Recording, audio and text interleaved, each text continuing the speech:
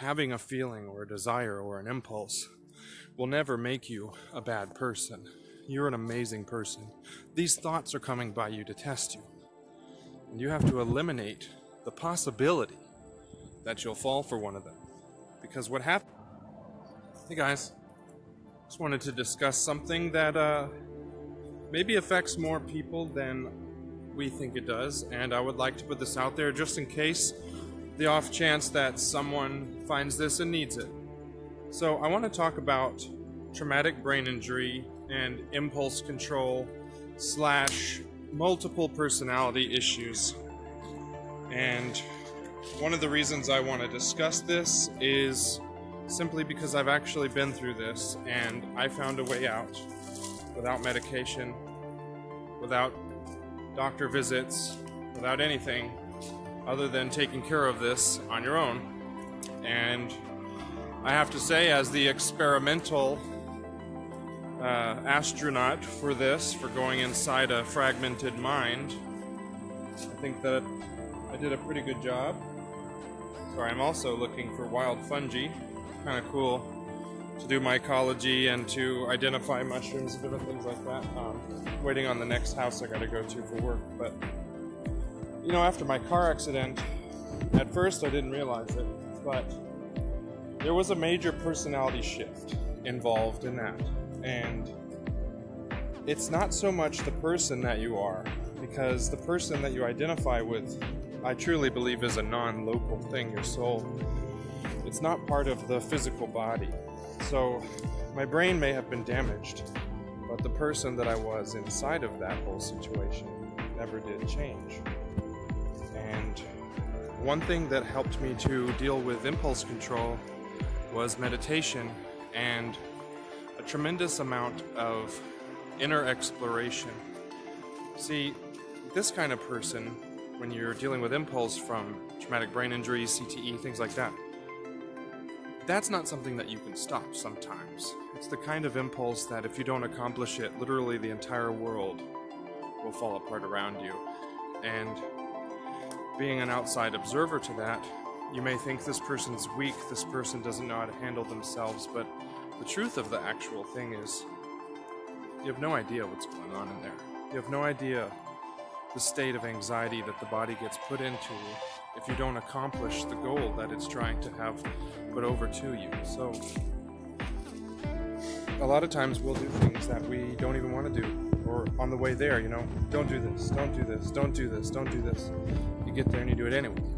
And then for weeks, months afterwards, you're hating on yourself and you're talking badly to yourself, and you're, you know, it causes a lot of depression, a lot of confusion, a lot of anxiety.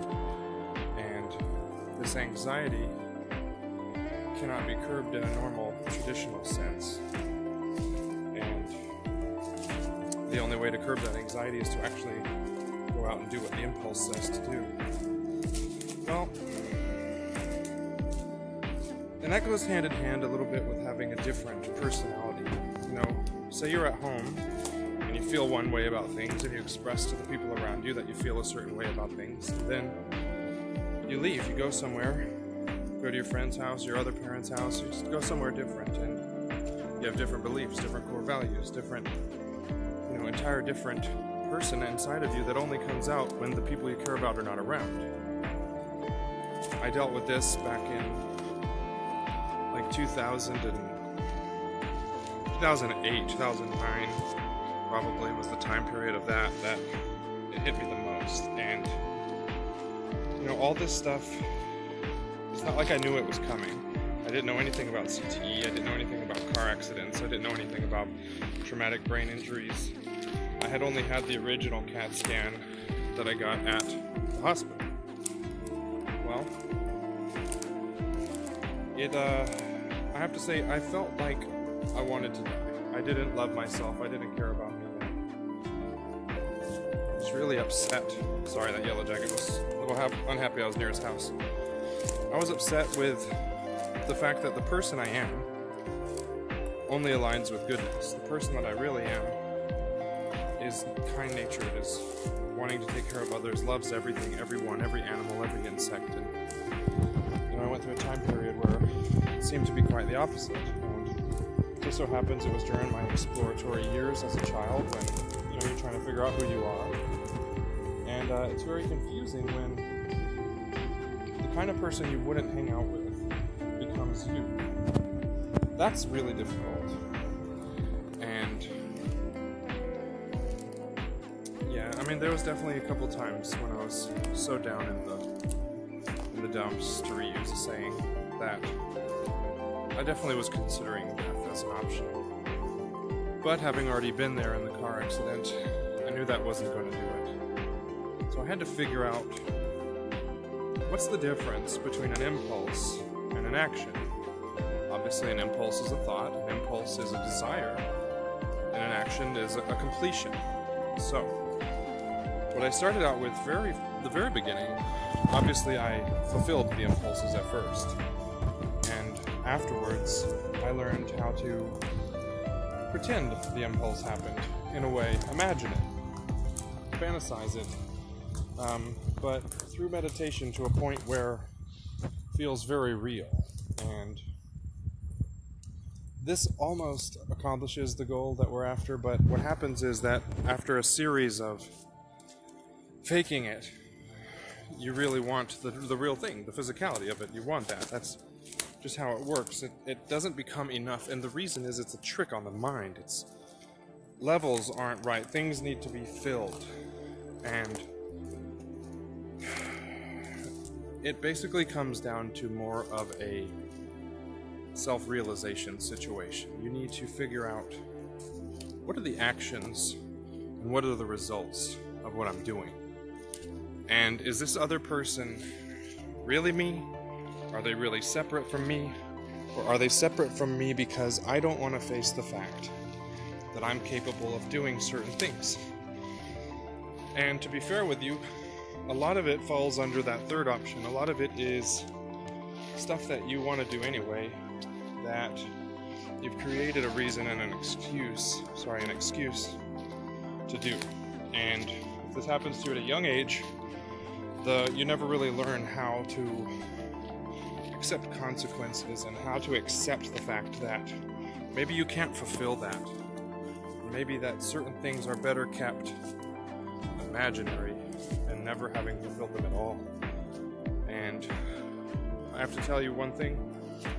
Switching your diet to vegetarian, if you're dealing with physical impulses like lust, if you're dealing with a desire to express things sexually, I would say that changing your diet up would be a tremendous benefit to you. Switching to vegetarianism helps with some of that animalistic nature. Helps to lower that down. Now, you've got to create a program for yourself if you're this kind of person to stay busy. Fill your life up with almost an exaggeration of all the good things that you want to do in life and the person you want to be. Exaggerate yourself by doing those things and get to a point where you're so busy taking care of other people that you don't have time to be bad. Now, this is just the very beginning of things, so if you switch your diet, start filling your life, making sure that it's full.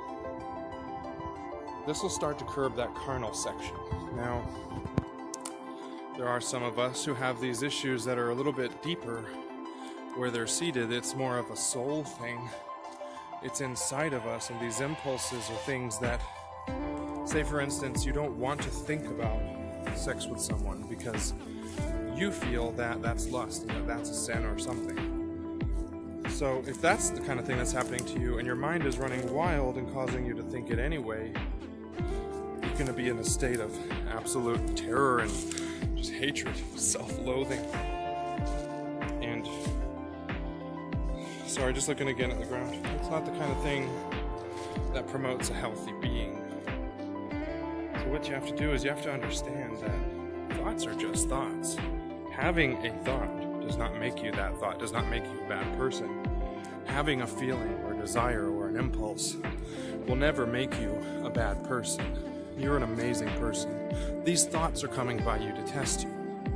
And you have to eliminate the possibility that you'll fall for one of them. Because what happens is we think we're strong enough, we say, I'm strong enough, then we put ourselves into a situation where that strength is tested, and somewhere deep down inside, we don't want to, and we know that we cannot beat that.